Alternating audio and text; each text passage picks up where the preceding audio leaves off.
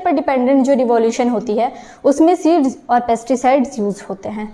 Industrial revolution में सिर्फ machines, godowns, markets उसका और कैपिटल्स और वो मशीन्स, मार्केट्स, कैपिटल्स, गोडाउंस, ये सारी चीज़ों की यूज़ होती है। और पैसा, मनी, इसका भी बहुत ज़्यादा यूज़ होता है इंडस्ट्रियल रिवॉल्यूशन में। आप मेरा इंडस्ट्रियल रिवॉल्यूशन का वीडियो देख सकते हैं हमारे यूट्यूब चैनल में।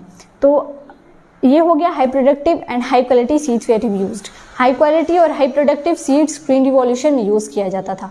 सेकंड है यूज़ ऑफ पेस्टिसाइड्स। दवा भी छिड़का जाता था ग्रीन रिवॉल्यूशन में, ताकि ग्रीन रिवॉल्यूशन तेज़ी से बढ़ने लगे, क्योंकि हमारी जनसंख्या भी तेज़ी से बढ़ने लगी थी, इसलिए एग्रीकल्चर की भी बहुत ज़्यादा ज़रूरत थी। इसीलिए उसमें दवा छिड़का जाता था ताकि तेज़ी से हमारी ग्रीन रिवॉल्यूशन आगे बढ़ने लगे, तेज़ी से एग्रीकल्चर डेवलप होने लगे।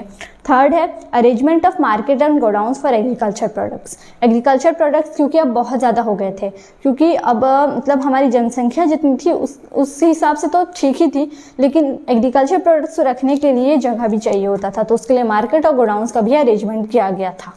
लास्ट है use of machineries for agriculture. Agriculture में मशीन्स का भी यूज़ किया जाता था, क्योंकि ग्रीन रिवॉल्यूशन में और किसी भी रिवॉल्यूशन में मशीन्स का यूज़ होता है और वो बहुत ज़्यादा ज़रूरी है। मशीन और मार्केट, ये दो चीज़ का हर रिवॉल्यूशन में यूज़ होता है। इंडस्ट्रियल रिवॉल्यूशन में भी इस चीज़ का यूज़ हुआ था, ग्रीन रिवॉल्यूशन में भी इस चीज़ का यूज़ हुआ था, और हर चीज़ों में मशीनरीज और मार्केट और गोडाउंस का, ये सारी चीज़ों का बहुत ज़्यादा यूज़ होता है। तो यहाँ पे हो गया बात सीड्स का, पेस्टिसाइड्स का, मार्केट, गोडाउंस का और ये मशीनरीज का। ये हो गया ग्रीन रिवॉल्यूशन के कुछ इम्पैक्ट्स। अब मैं बता दूं कि जो मेन कारण था ग्रीन रिवॉल्यूशन के स्टार्ट करने का, वो एक ही था, वो था the rapidly increasing population and the food production called for a drastic and immediate action for a increase yield.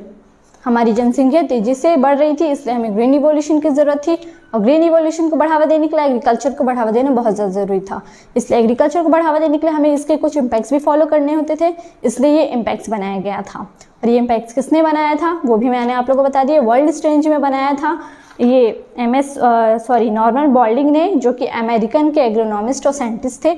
कब बनाया था? मिड ऑफ 20th सेंचुरी में बनाया था। और इंडिया में MS स्वामीनाथन ने बनाया था कब? 1965 में। किसके थ्रू बनाया था? इंडियन गवर्नमेंट के थ्रू। ये चीज़ें ध्यान में रख लीजिएगा। अब ये हो गया।